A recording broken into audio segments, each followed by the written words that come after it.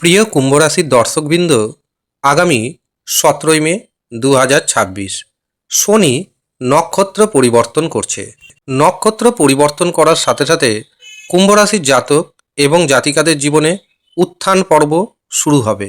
কোন কোন দিক থেকে আপনাদের জীবনে উত্থান পর্ব শুরু হবে জানতে ভিডিওটি প্রথম থেকে শেষ পর্যন্ত মনোযোগের সাথে দেখতে থাকুন।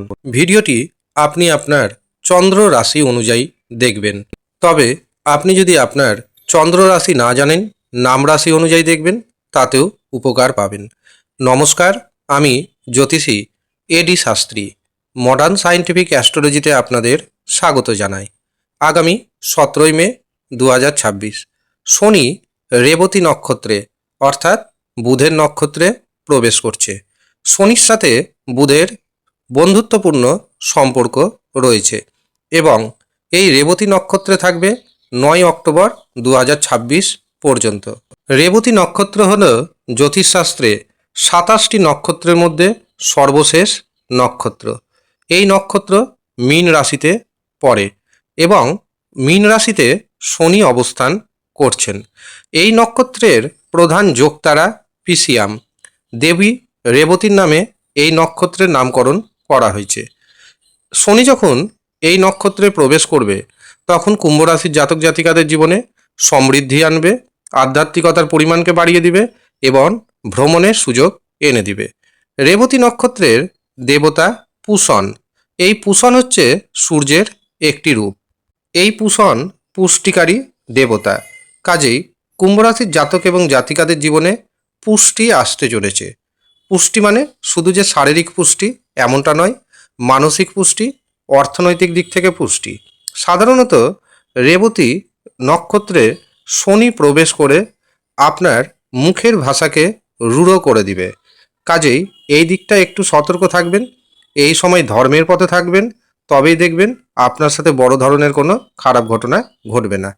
যারা প্রধানত লেখক, সাহিত্যিক, সাংবাদিক এবং ভ্রমণ সংক্রান্ত পেশার সাথে যুক্ত রয়েছেন, আধ্যাত্মিকতার পেশার সাথে যুক্ত রয়েছেন, গবেষণামূলক কাজকর্মের সাথে যুক্ত রয়েছেন, তাদের জন্য এটি অত্যন্ত শুভ। যেই সমস্ত কুম্ভ রাশির জাতক জাতিকাদের বিবাহ দীর্ঘদিন ধরে ভেঙে যাচ্ছিল, এবার তাদের কিন্তু বিবাহ হয়ে যাবে। বিবাহের একটা গাঢ় যোগ দিবে এই শনি রেবতী নক্ষত্রে প্রবেশ করে। এবার কুম্ভ রাশির জাতক জাতিকাদের মধ্যে বুদ্ধিমত্তা জন্মাবে। এতদিন কুম্ভ রাশির জাতক এবং জাতিকারা ইমোশনের বশবর্তী হয়ে অনেক সিদ্ধান্ত নিয়েছেন, সেখানে বুদ্ধিকে কিন্তু গুরুত্ব দেননি, যার কারণে আপনাকে অনেক সম্পদ বা সম্পত্তি হারাতে হয়েছে। আপনার ভাই, আপনার বোন, আপনার যে সম্পত্তিতে অধিকার, সেই অধিকার কিন্তু ছিনিয়ে নিয়েছে। এবার আপনার যেমন সাহস বাড়বে, পরাক্রম বাড়বে, তার সাথে যুক্ত হবে বুদ্ধিমত্তা। এই সময় আপনি ইমোশনকে আর গুরুত্ব দিবেন না, কারণ এতদিন আপনি বুঝতে পেরে গিয়েছেন কে আপনার সাথে রয়েছে আর কে আপনার সাথে নেই।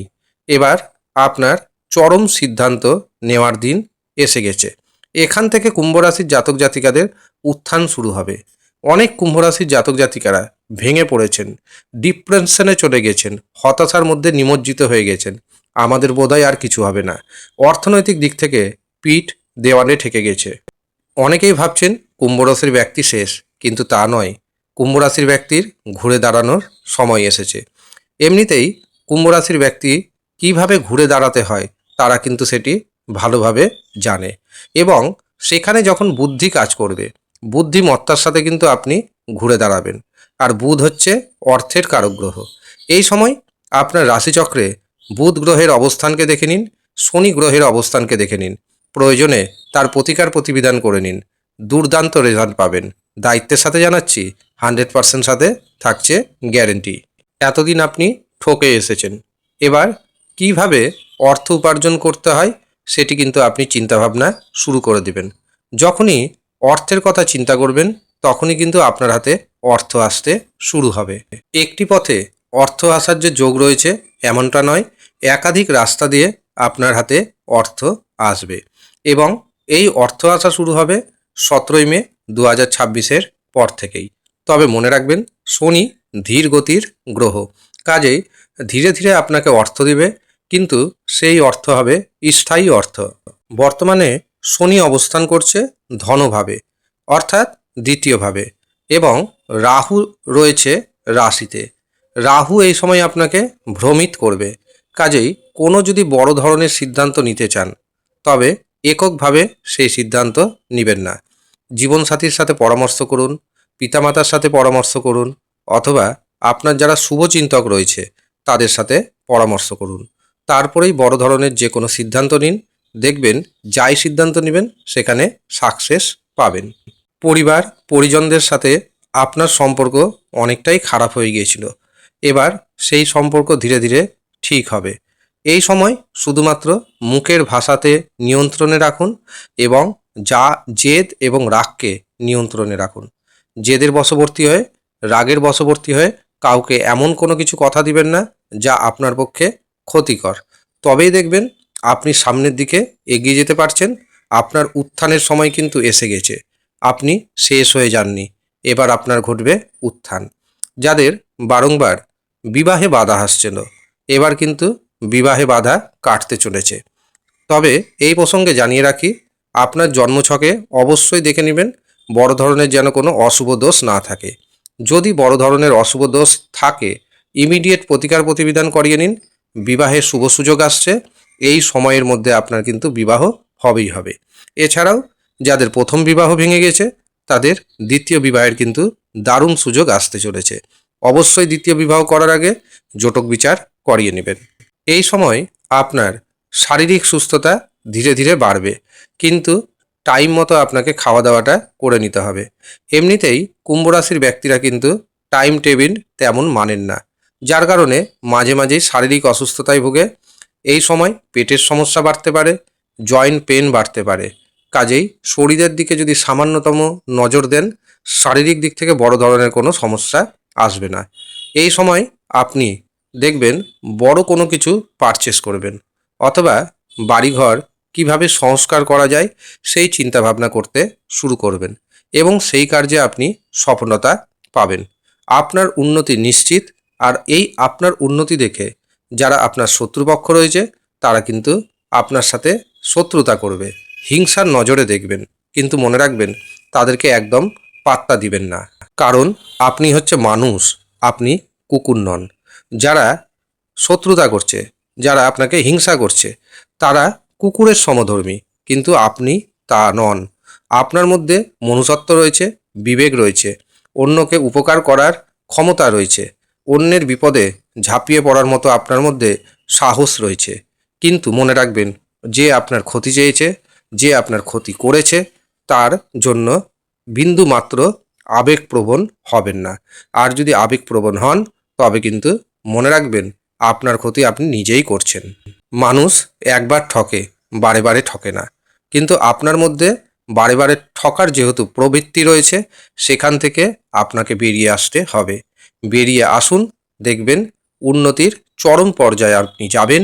এটি আমি দায়িত্বের সাথে জানাচ্ছি। এই সময় আপনি বড় ধরনের সম্পত্তি পারচেস করার জন্য ঋণ নিতে পারেন। মনে রাখবেন, সবাই কিন্তু ব্যাংকিং সেক্টর থেকে ঋণ পান না, কিন্তু আপনি যদি ঋণ নিতে চান সেই জায়গায় আপনি কিন্তু ঋণ পেয়ে যাবেন এবং সেই ঋণ ভবিষ্যতে পরিশোধও করে দিতে পারবেন। কিন্তু দৃষ্টি রাখবেন, একটি ঋণ পরিশোধ করতে গিয়ে অপর জায়গা থেকে যেন আবার অন্য ঋণ না নিতে হয়। বড় ধরনের যদি ঋণ নেন তবে ঋণটি নেওয়ার আগে অবশ্যই জ্যোতিষীয় পরামর্শ নিয়ে নেবেন।